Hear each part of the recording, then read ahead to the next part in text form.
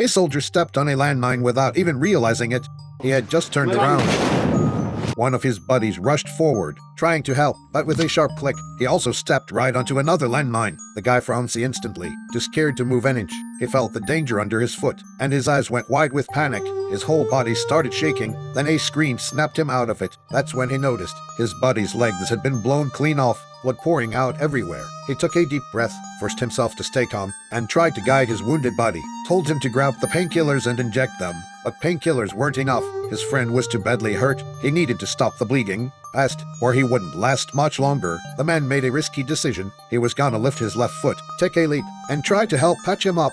But his buddy didn't want him to end up crippled too. Without hesitation, he pulled out his pistol and aimed it at his own head. The man screamed in desperation, but his survival instinct kicked in. He couldn't move. All he could do was scream at the top of his lungs. Eventually, he calmed himself down and decided to honor his friend's last wish, to stay alive no matter what.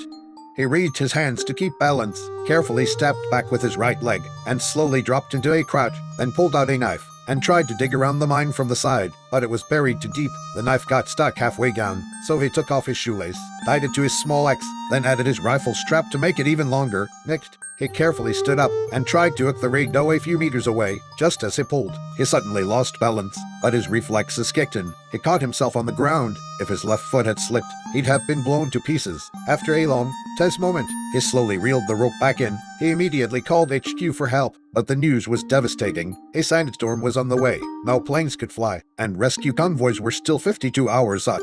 But he didn't have time to fall apart, because that massive sandstorm was already barreling toward him like the end of the world.